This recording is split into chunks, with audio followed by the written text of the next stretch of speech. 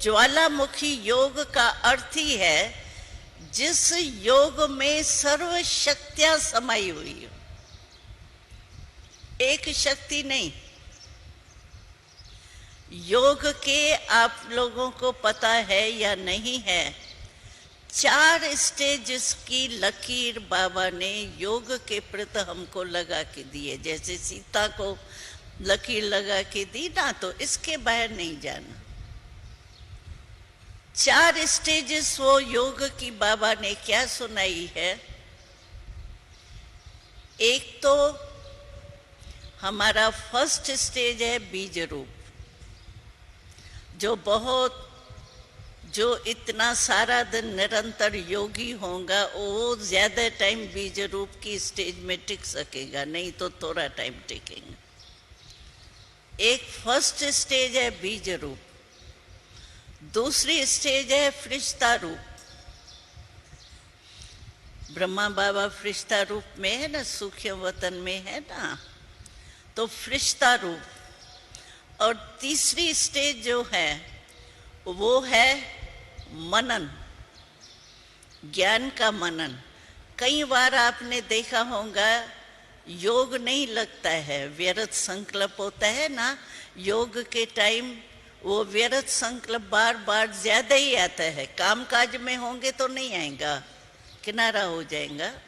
लेकिन जब योग में खाली होके बैठेंगे ना, उस समय और ही अगला पिछला पता नहीं क्या क्या व्यर्थ संकल्प ज्यादा आएंगे।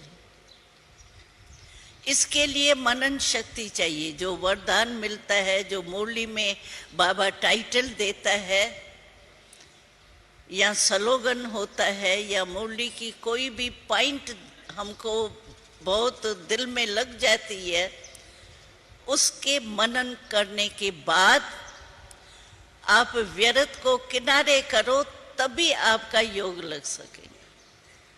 आप समझो आपका व्यर्थ संकल्प का तूफान बहुत फास्ट चल रहा है, ये तो आपको अनुभव है। व्यर्थ का स्पीड बहुत फास्ट होती है, पता नहीं कहाँ, यहाँ से अमेरिका में सेकंड में पहुंच जाते।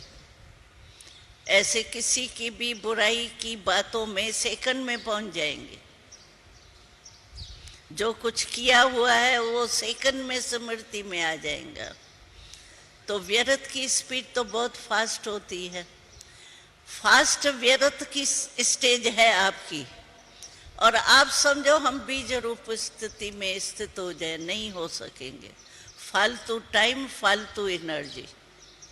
जैसे कोई हार्ट कमजोर वाला हो और वो सोचे कि हम ऊंची चौथी मंजिल पर सीढ़ी चढ़ के पहुंच जाऊं, उसका क्या हाल होगा? पहुंचेगा या जाएगा? तो इसी रीति से अगर आपका फास्ट गति से व्यर्थ संकल्प चल रहा है, नहीं कंट्रोल होता है, तो उस समय आपको मनन शुभ संकल्प से पहले व्यर्थ संकल्प को समाप्त करो, फिर आपका योग लग सकेगा। नहीं तो टाइम वेस्ट जाता है। फिर घड़ी कोई देखते रहेंगे, लाल बत्ती कोई देखते रहेंगे, पता नहीं सफेद बत्ती कब होगी।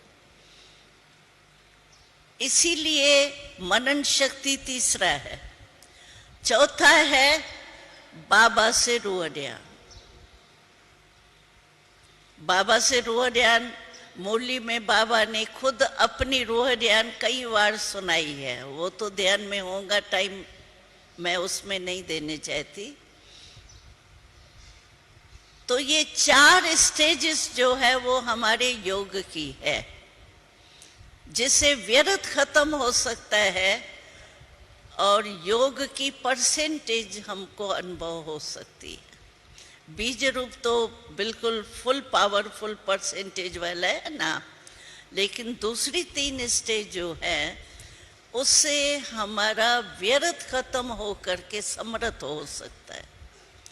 फिर भी समय हमारा वेस्ट नहीं जाएगा, संकल्प हमारा वेस्ट नहीं जाएगा। मनन किया, शुभ चिंतन किया, शुभ चिंतन का भी बनता ही है ना। तो ये इस लकीर के अंदर योग तो हम लगाते ही है, इससे बाहर नहीं जाना है। ये सीता की लकीर है। 4 स्टेजेस बाबा ने बता दी। इस लकीर के अंदर आप योग लगाते ही होंगे।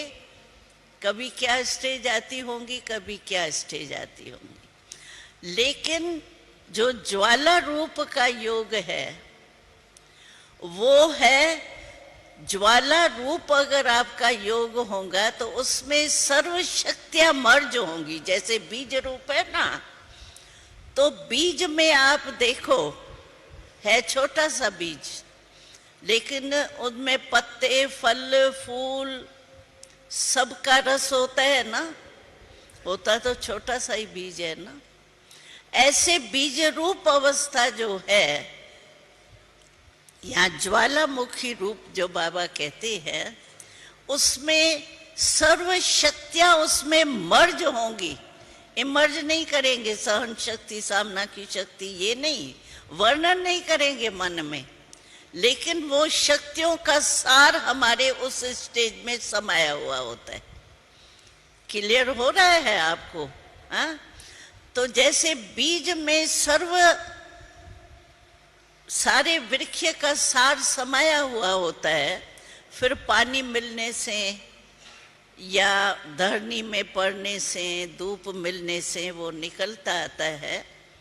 ऐसे हमारा भी जब कोई कार्य पड़ता है तो वो इमर्ज होती है शक्तियां।